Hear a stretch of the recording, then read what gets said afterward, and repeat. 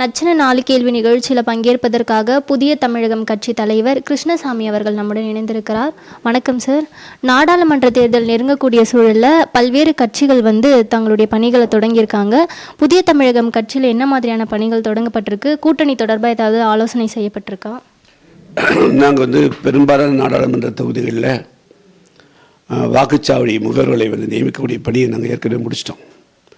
கடந்த ஒரு வருஷமாக அந்த பணி தான் செஞ்சிட்ருக்கிறோம். குறிப்பாக தென் மாவட்டங்களை மையமாக வச்சு இப்போ தூத்துக்குடி நாடாளுமன்ற தொகுதி, திருநெல்வேலி, தென்காசி, விருதுநகர், ராமநாதபுரம், மதுரை, திருச்சி, அதே போல் நீலகிரி நாடாளுமன்ற தொகுதி, பொள்ளாச்சி, கோயம்புத்தூர் என இந்த மாதிரி தொகுதிகளில் முக்கியத்துவம் கொடுத்து எங்களுடைய இப்போ வாக்குச்சாவடி முகவர்களை அமைக்கக்கூடிய பணி பெரும்பாலும் முடிச்சிட்டோம். அடுத்து அதே போல் தொடர்ந்து மக்களுக்கான பிரச்சனைகள் எடுத்து நாங்கள் தொடர்ந்து போராடிட்டு இருக்கிறோம். வரக்கூடிய நாடாளுமன்ற தேர்தலில் அதிமுக தலைமையில் மாபெரும் கூட்டணி அமையும்னு எடப்பாடி பழனிசாமி கூறியிருக்காரு. ஆனால் அது பாஜகவுடனான கூட்டணி இருக்காதுன்னு அவர் உறுதிப்படுத்தியிருக்காரு. இதை நீங்கள் எப்படி பார்க்குறீங்க? இல்லை, அதாவது இப்போது இன்றைய சூழலை பொறுத்த மட்டும் தமிழ்நாட்டில் 7 கட்சிகளோடு திமுக ஒரு வலுவான கூட்டணியாக இருக்குது. ஆப்போசிட்டாக என்டிஏ என்று அழைக்கப்படக்கூடிய தேசிய ஜனநாயக கூட்டணி தமிழ்நாட்டை பொறுத்தளவு அதிமுகவுடைய தலைமையில் செயல்பட்டு வந்தது. அதில் பிஜேபி, புதிய தமிழகம் உட்பட பல கட்சிகள் இருந்தன. கடந்த 6 மாதங்களுக்கு முன்பு தேசிய ஜனநாயக கூட்டணிக்கு தலைமை வைத்த அதிமுக அந்த கூட்டணியிலிருந்து வெளியேறிவிட்டது. இப்போது அது பொதுவாக கூட்டணிகளுக்குள்ள இது மாதிரி மனக்கசப்புகள் வர்றது, மீண்டும் சரியாகிறதெல்லாம் வழக்கம். ஆனால் இப்பொழுது நாங்கள் பிரிஞ்சது தான். அதிமுகவுடைய தலைமையில் ஒரு பெரிய கூட்டணி அமைப்போன்னு ஒரு எடப்பாடி பழனிசாமி சொல்லி வருகிறார். இப்போது இன்றைக்கி நாம் ஜனவரி மாதத்தினுடைய துவக்கத்தில் தான் இருக்கிறோம். தேர்தல் இன்னும் அறிவிக்கலை. அரசியலை பொறுத்தளவு இதுதான் இப்படித்தான் நடக்கும்னு யாராலும் சொல்ல முடியாது. யார் எந்த பக்கம் இருப்பாங்க, யார் எந்த பக்கம் போவாங்க, எப்படி இருக்கணும், எல்லாருமே அவங்கவுங்களுக்கு சான்ஸு எப்படி தாங்கள் ஏன்னா ஒரு மக்களுக்கு தொண்டாற்றுறதுக்கு சட்டமன்றங்கள், நாடாளுமன்றங்களில் வாய்ப்பு கிடைத்தால் தான் அது தங்களுடைய குரலை உயர்த்தி பேச முடியும். எனவே ஒவ்வொரு அரசியல் கட்சியும் தாங்கள் சட்டமன்றத்தில் இடம் பெறணும், நாடாளுமன்றத்தில் இடம் பெறணும் விரும்பாங்க. அதுவும் நாடாளுமன்றத்தில் இடம் பெறணுங்கிறது இப்போ எங்களை போலக்கூடிய கட்சி ரொம்ப முக்கியமானது. இப்போ நாங்கள் தொடர்ந்து தென் தமிழகம் நீங்கள் பார்த்தீங்க அப்படின்னா தொழில் வளம் இல்லை, பெரிய விவசாயம் இல்லை. இங்கே சென்னையில் ஒரு பிரச்சனை வந்ததுன்னா அதை கவனிக்கிறதுக்கு அதுக்கு செய்திகள் ஆட்டோமேட்டிக்காக பல வழிகளில் சேர்ந்துருது. அதே இப்போ தூத்துக்குடியில் ஒரு பிரச்சனை இருந்ததுன்னா அது தூரமும் காலமும் ரெண்டுமே, தூரம்தான் அப்படின்னா காலமும் அதிகமாக சேருக்கு. ஸோ அதனால் அங்கேருந்து வலுவான குரல் இருந்தால் தான் அந்த மக்களுக்கான வாழ்க்கை மாற்றத்தை உருவாக்க முடியும். அந்த அடிப்படையில் தான் புதிய தமிழகம் கட்சி தென் தமிழகத்தில் தொடர்ந்து போட்டியிட்டு வருகிறோம். எல்லா தேர்தலையும் போட்டியிடுறோம். ஸோ அதனால் நாங்கள் இந்த தேர்தலை பொறுத்தளவு புதிய தமிழகம் கட்சி நாடாளுமன்றத்தில் பிரதிநிதிப்படுத்தக்கூடிய அளவிற்கு என்ன வாய்ப்புகள் உருவாகும் என்பதை நாங்கள் அனலைஸ் பண்ணிகிட்ருக்கிறோம். இப்போனா தேசிய ஜனநாயக கூட்டணியை மீண்டும் எல்லோரும் ஒன்று சேர்ந்துட்டாங்கன்னா அது வேறு விஷயம். ஒன்று சேராமல் இருந்ததுன்னா அப்போ அது எப்படி இருக்குதுங்கிறதை பற்றி நான் இன்றைக்கி ஊகிக்க முடியாது. அதனால் அதுக்குண்டான சூழ்நிலைகள் இன்னும் முழுமையாக உருவாகலை. ஒருவேளை பொங்கலுக்கு பிறகு, தை பொங்கலுக்கு பிறகு எல்லோரும் ஸ்டார்ட் பண்ணுவாங்கன்னு நினைக்கிறேன். அப்போ தான் அதை சொல்ல முடியும். சார், இன்னையிலேருந்து தொழிற்சங்கங்கள் 6 அம்ச கோரிக்கைகளை வலியுறுத்தி வேலைநிறுத்தத்தில் ஈடுபட்டிருக்காங்க. ஆனால் தமிழ்நாடு அரசு தரப்பில் எல்லா கோரிக்கைகளும் நிறைவேற்றப்பட்டிருக்கு. ஒரே ஒரு கோரிக்கை மட்டும் தான் நிலுவையில் இருக்குன்னு சொல்லியிருக்காங்க. இதை நீங்கள் எப்படி பார்க்குறீங்க? அரசு சார்பில் தொடர்ந்து தொழிற்சங்கங்கள் வைக்கக்கூடிய கோரிக்கைகளை நிறைவேற்றி தான் வராங்களா? இல்லை, அப்படி அரசு சார்பாக சொல்லியிருந்ததுன்னா அது தவறானது. தமிழ்நாடு அரசு போக்குவரத்து கழகத்தில் பணியாற்றக்கூடிய ஏறக்குறைய நியர்லி ஒரு 1.5 லட்சம் டிரைவர்ஸு, கண்டக்டர்ஸ் மற்றும் டெக்னீஷியன் உட்பட அவங்க பல முறை அரசுக்கிட்ட கோரிக்கை வச்சதை நான் பார்த்துருக்குறேன்.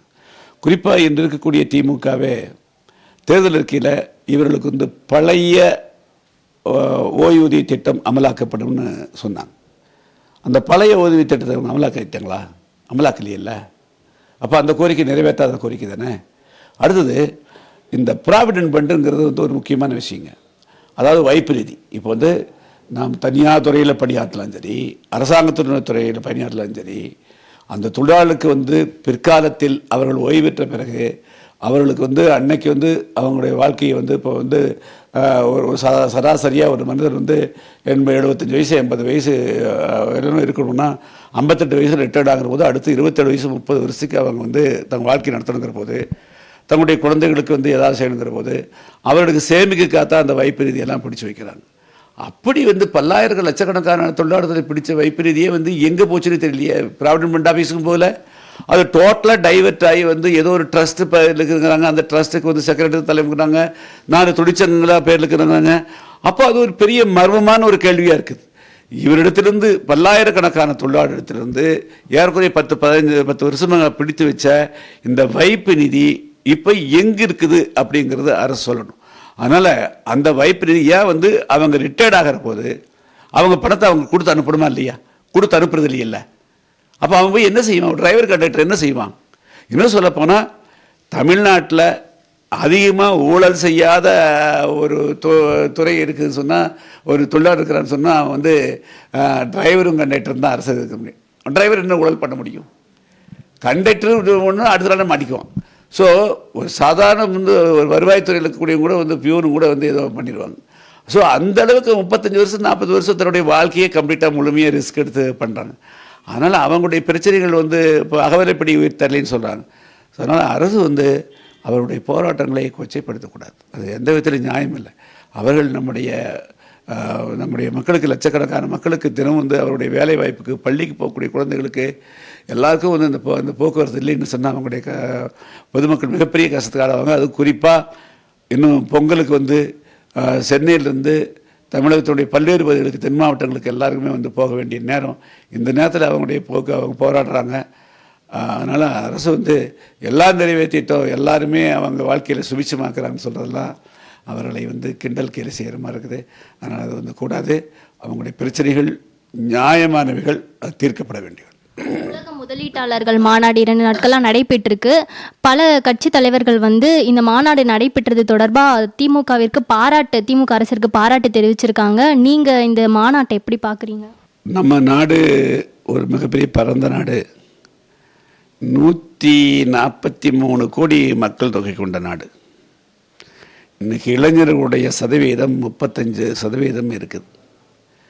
தமிழ்நாட்டில் மட்டுமே 450க்கும் மேற்பட்ட பொறியியல் கல்லூரிகள், அரசு கல்லூரிகள், அது வந்து பல்லாயிரக்கணக்கான லட்சக்கணக்கான மாணவர்கள் ஒரு வருஷம் படிச்சுறாங்க.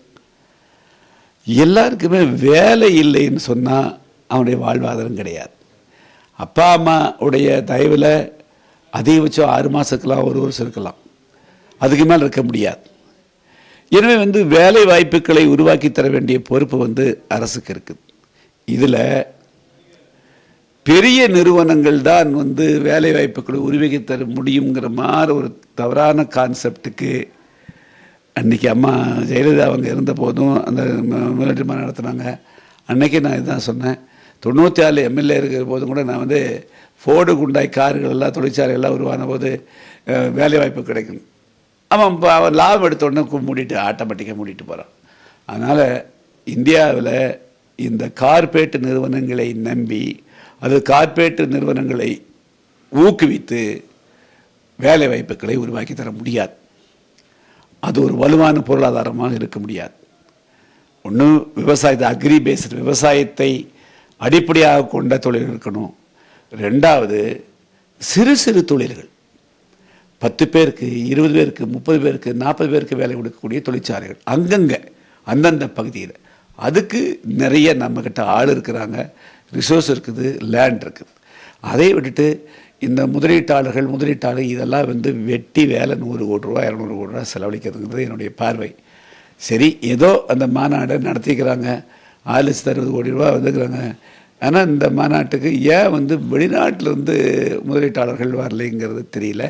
இங்கே இருக்கிற மகேந்திரா, இங்கே இருக்கிற கம்பெனிகள் தான் வந்திருக்கிறாங்க. சரி, இது வந்து அறிவிச்சிருக்கிறாங்க. எத்தனை நடைமுறைக்கு வருது அப்படிங்கிறத நம்ம பொறுத்திருந்து பார்ப்போம். பல்வேறு கேள்விகளுக்கு தங்களுடைய விரிவான கருத்துக்களை பகிர்ந்து கொண்டதற்காக நன்றி சார். சத்தியம் செய்திகளுக்காக ஒளிப்பதிவாளர் பீட்டருடன் செய்தியாளர் மாயாவதி.